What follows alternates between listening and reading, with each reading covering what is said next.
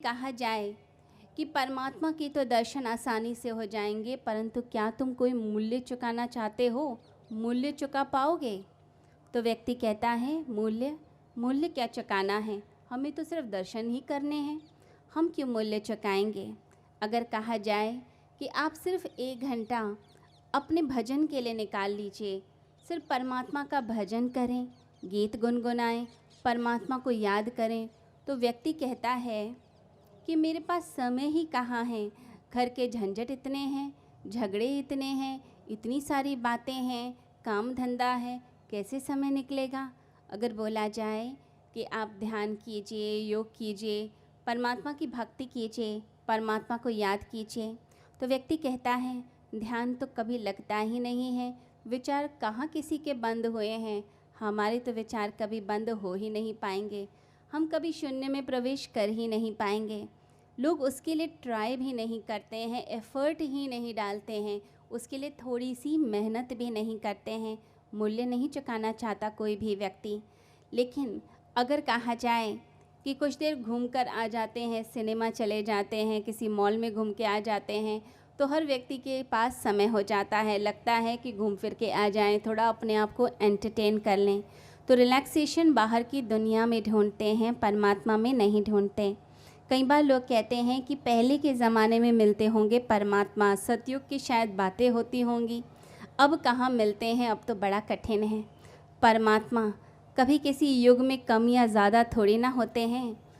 पहले के युग में लोग मूल्य चुकाने के लिए तैयार रहते थे, परंतु आज का जो युग है, लोग परमात्मा के लिए समय निकालना ही नहीं चाहते, उसके प्रति अर्पित ही नहीं होना चाहते। परमात्मा तो पहले भी उतने थे और अब भी उतने हैं। भगवान श्री कृष्ण गीता में कहते हैं कि तुम मुझ में मन और बुद्धि को अर्पित कर दो।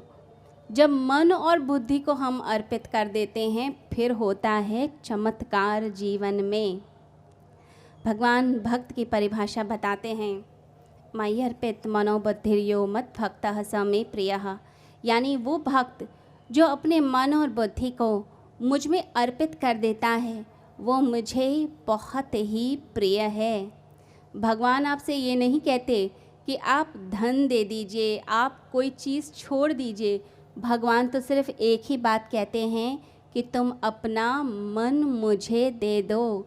जो काम करते हो करते रहो, आप कोई भी काम करते रहें, लेकिन याद किसकी रहे? याद परम पिता परमात्मा की रहे, हर समय उसी की याद रहे।